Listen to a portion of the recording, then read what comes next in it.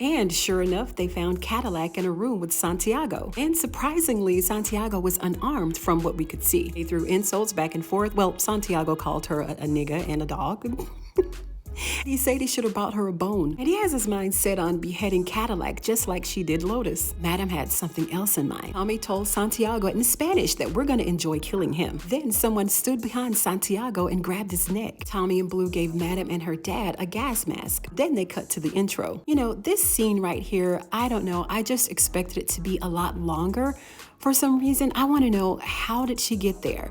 What were her challenges when they were on their way? And can we really believe that Blue, Tommy, and Madam, just those three, took on all those men? Like, I just really wanted to see more there. Then we see old sloppy ass Tandy coming in from trying to kill old girl. DA lady, is her name DA Ross, Roth? Like, what's her last name for real? Never mind, I'll look it up. But anyway, she called Tandy and Tandy couldn't get it together. Her voice was trembling. She was a hot mess and she was all nervous and flustered. She reminded her, she said, look, you're about to have a position of power. You don't want to squander this opportunity by getting in the bed with the wrong people. She told her it's just a matter of time before Madam goes down, right along with everyone around her. Fuego got a visit from Sandra's father. He told him that the police aren't really doing their jobs. Now, Fuego was the last one he knew that saw her alive. He begged him for his help and said that the family needed closure. Then Fuego promised that he'd try contacting her friends to see if they knew anything. Y'all, I really don't want to see Fuego get in any trouble. I just can't believe that he's really allowing himself to stay in this dark place. Fuego is like the smartest one of the dancers, right? I mean, he's like a tech guru, right? So he should really be able to outsmart everybody in this. I don't know, we just gotta wait and see. Smoke made his way to the club and got intercepted by security. Security managed to take the weapon off of him, but Smoke clowned him a little bit. He pulled out all of the other weapons that he had on him. Then security was like, I can't let you up in this club with all of this on you. Then Smoke, fooyah, punched him in his nose.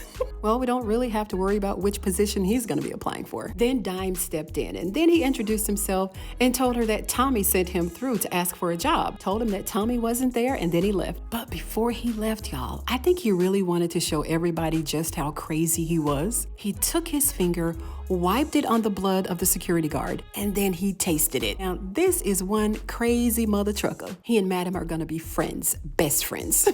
Then we move back to Madam and Santiago. And Madam said, yeah, I got something for your racist ass. And I think that he thought that she was gonna stab him. Then she asked him if they had the History Channel down there. And I don't know why she wanted to know this, but she said it got her creative juices flowing. In our next scene, Big D came to the club like a couple of hours before they opened, and he bought Dime this foot warmer, right? She said that she was gonna go home and get some rest before the night got started, but Big D, of course, he had something else in mind. He's landed on real thick too, and Dime is falling for it. Hook, line, and sinker. He took her on that stage, started dancing, started kissing, hitting things up a little bit. And then as soon as they started, doing their thing, I'm sitting here like, y'all are on a stage, bruh, like the main stage, where people are sweating, drinks are spilling, body fluids everywhere, and you just laying up in there, all in it. I just really couldn't believe my eyes. I really couldn't. And I did a whole video on this, so if you missed it, I'll leave it here and I'll leave it linked below. But I just couldn't believe that Dime let herself go like this. Then on top of all of this, the condom broke. The condom broke. So now I'm expecting her to have sex with Amp, and then she doesn't know who the baby daddy is. Just typical strip club drama. Whew. Then we cut to Miss Tandy, and I'm thinking, yeah, we definitely need to cut to another scene because y'all are playing with me right now. Babyface came in and he found Tandy watching the news, and I'm sitting here like, what in the hell Babyface got on? He got on a towel, some socks, and some boots. Like, who walks out of the shower like this? Do y'all put on the socks and boots before you come out of the shower? Like, you should have been barefoot or something, right? At least have on some slides. He heard that there was a drive-by shooting and that DA Rods was involved. Then Babyface asked her if she had anything to do with it. She said, I've been at home all day. And I'm gonna need somebody to explain to me, I don't know, if they're pretending to not know anything about the gun that he just gave her like 2 hours ago. Does this mean that they're gonna hide the truth from each other moving forward as it relates to this gun? Does it really make sense to do that at this point? I guess Babyface has to know that he's on the right track. I don't know, he just let it ride after that. Then we move back to Dime and Big Dummy. Well, I mean Big D. They were talking about broken condoms, STDs, STIs, babies, and his lack of self-control. And we found out that Dime is on the pill. So she may be okay as far as babies are concerned. Maybe. But Big D is a little relieved. He's a little too relieved. I mean, Dime, could you really see yourself having a baby with this guy? I mean, he's just so immature. Boy, she's gonna regret this forever.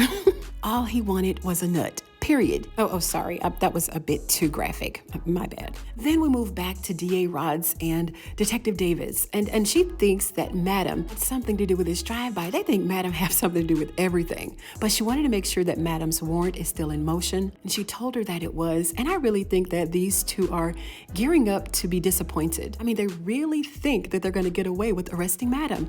This is going to be interesting. Madam is out in the field puffing on a Newport while Santiago is hanging on this large stake with blood dripping everywhere. And I'm gonna give them a piece of advice just like I gave to the family business. Get some real fake blood. This blood is dry and it's not even dripping. Madam told him that it was Concierge who actually sold him out and told her where to find him. And he then told her that Concierge is the one who delivered Cadillac to him. War number 2. This is the beginning of another war, people. Just watch. Detective Davis called in Dr. Lee to the station and interrogated him. And let me just preface, his name really isn't Dr. Lee. That's just what I called him. But Dr. Lee won't be around for long if he keeps prescribing medicine. If he keeps prescribing oh gosh, okay, you know what? My husband just bought me this chocolate chip cookie.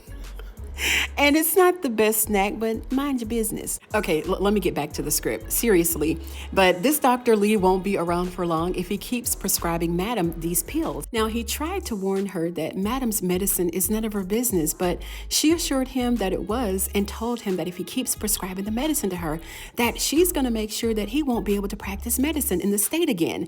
Now, we know that Madam takes a couple different kinds of pills, right? One in particular is the crazy pill, the one that keeps her from killing people. And I think the other one keeps her calm or something like that. But she needs those pills, right?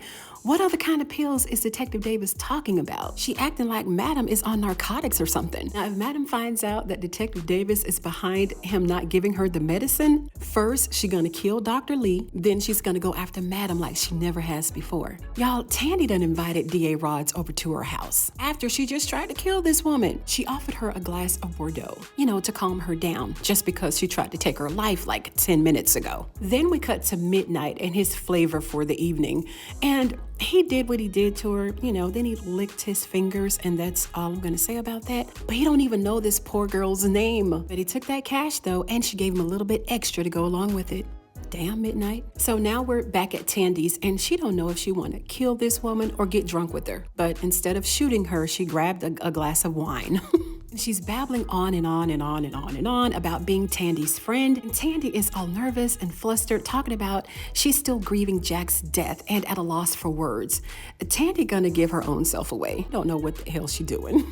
Then we're back to Big D and Dime, and Big D is apologizing to her for coming too soon. And he want to make it up to her by taking her to dinner and line dancing. I just don't see the chemistry between these two. And maybe Dime feels the same now that she has her head on straight. She told him what happened on that main stage was a mistake, and she told him to get lost. Well, not exactly, but he can count on that never happening again. Now we're in the dressing room where Midnight is trying to convince Doc to tell Madam what happened. He has to tell her that Detective Davis found the bloody shirt that he was wearing when he took old girl out. And who keeps a shirt that long? Like, wouldn't you just naturally get rid of it? Why is this bloody shirt still in the bottom of your hamper, bruh? Like, who does that? Like, why? Isn't it dirty, smelly, stinky? Like, it's been 3 whole seasons and you still got the shirt. Okay. Then Fuego came in and told the guys that he's doing some work for Madam. And naturally, he's still not over the fact that Doc and Babyface tried to take him out down there in the Fulton County Jail. Then enters Big D. And then AA Amp stood up and apologized to Big D for punching him. And Big D immediately got in his feelings. No problem, brother. We all on the same team, yada, yada. And Amp was like, nigga, I just apologized to you because my counselor told me to. I don't really F with your goofy ass like that. Then Big D played it off and said that Amp was just mad because his girl chose him. Oh, so much for the brotherhood. Fuego noticed that Trouble hadn't been around, and Doc said that her being gone didn't have nothing to do with him, so let's go out here and make this money. Then Blue tried to get Madam to get some rest, but she said as long as her dad was okay, that she was just fine. So Blue went out to check on the club when Doc walked into Madam's office without knocking, and she noticed and said, "Come on in, Doc." After looking him up and down, "Yeah, Doc, come on in." He said it was important and went on to tell her about Detective Davis. Madam told him that all they have to do now is get the shirt back before it goes to the lab. But of course, that has already happened and Doc is guilty. But he told her that Detective Davis is not going to arrest him just yet. And I don't know why, because it's not Madam's fault, which is what she's thinking. I mean, the proof is with Doc, so I don't know how they're going to make that one stick. Blue went down to check on Trouble, and she bought her a sandwich and some water. And Trouble is so anxious to get upstairs to make some money, but Blue told her to keep her mouth shut and to be patient. And in the meantime, Dime is upstairs holding amateur dance auditions like she's Kiki Shepard from the Apollo. Do y'all remember her? And the dancer with the most money at the end of the song gets to be an amateur dancer. Woo. They dismissed the dancer with the least cheers and congratulated the dancer with the most cheers. And in the meantime, Madam keeps getting all these calls from blocked numbers. Then Carla came in. She dropped by to see how Madam wanted to handle Trouble and Champ. She told him that she was going to handle them on her own. Then we see Midnight running into his party favor, and he escorted her to the VIP section for some more special treatment. And we keep seeing this girl for a reason. I don't know what the reason is, but why is she still on camera? Madam went downstairs to see Trouble. She wanted to know about the money that her and Champ stole. She told her that stealing the money was all Champ's idea, so now Champ is going to have to pay for their crime. And now it's the end of the night and everybody's cashing out, and Big D is still trying to push up on Dime, walk her out to her car, but Amp ain't having that. He rushed Big D off and then he went over to flirt with Dime himself, and only if he knew that her and Big D shared a 2-second thrill on that stage behind him, he would have gone home already. He would have been in that car sulking. Then Madam found out that Lola is still employed with APD. For those that don't know, APD is commonly known for the Atlanta Police Department, and whatever stones that are left unturned, she's going to leave it up to this Lola to take care of it for her. Madam decided to handle Champ and Trouble differently, and she's going to allow them to decide their own fate. And she wants to see exactly what Trouble is made of. And if Trouble messes this up, unfortunately, Champ is going to have to take her out. But we did see in the trailer that Trouble was throwing this plastic bag over Champ's head. I knew that it looked like the dancer. I knew that it was him. So I don't know. Trouble may just win this one, but that's one hell of a test. Now, moving on back to Dime.